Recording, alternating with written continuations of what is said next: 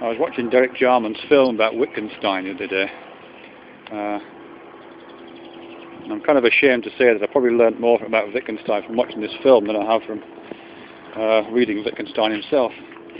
But one of the things I found really striking and really interesting was to do with Wittgenstein's early work on language, which is in the Tractatus, and which I have come across before, but I'm still struggling with it, to be honest.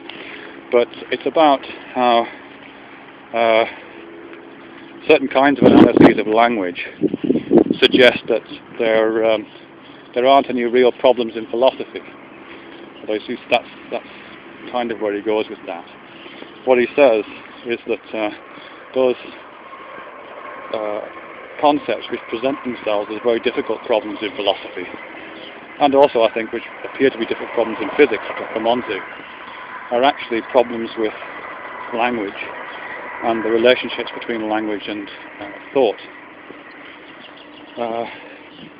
I think we all know that it's perfectly possible to express things in language which don't make sense.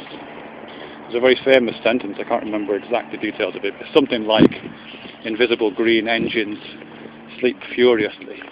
A perfectly grammatical sentence, all of the components of which make perfect sense individually, and which follow, the rules of syntax and so on, but doesn't make sense overall. It's incoherent, and it's reflective of an incoherent thought. In that particular case, the incoherence is very visible. It's like on the surface, you can see the incoherence of it. But what Wittgenstein's saying in the Tractatus, I think, is that there are lots of other incoherences, inconsistencies, paradoxes in language and thought, which don't reveal themselves in the way that sentence does.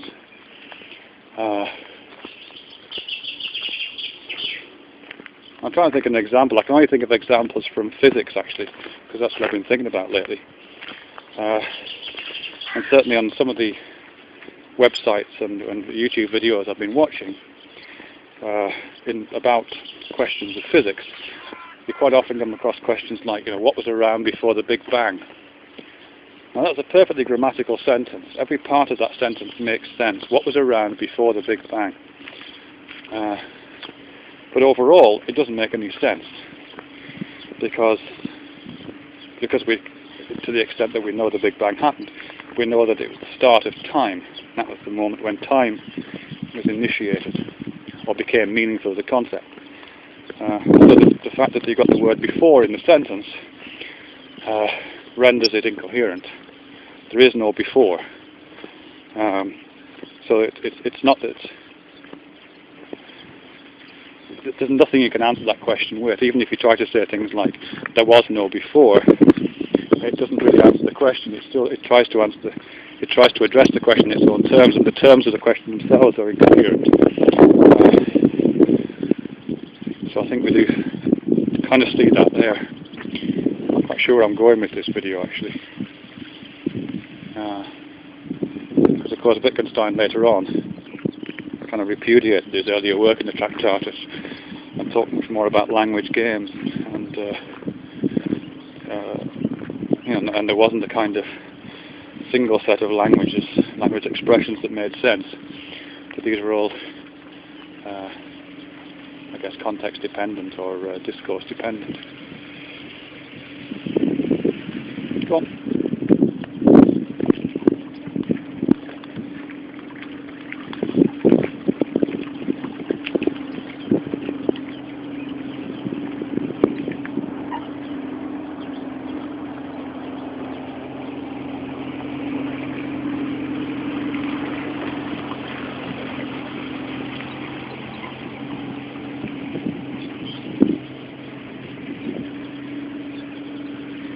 I guess the only thing to add to this thing about Wittgenstein is to do with, a more recent stuff to do with the cognitive linguistics, I guess.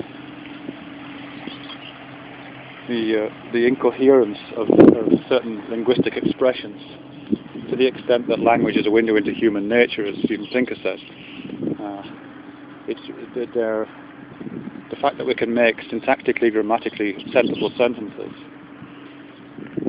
suggest that we can also make the equivalent of those sentences in mentalese or whatever the language of thought really is, and come up with fairly profound conundrums for ourselves, probably without even realizing it. These sort of kludgy thoughts that are put together, and which mark our normal cognitive processes, are probably riddled with inconsistencies and paradoxes.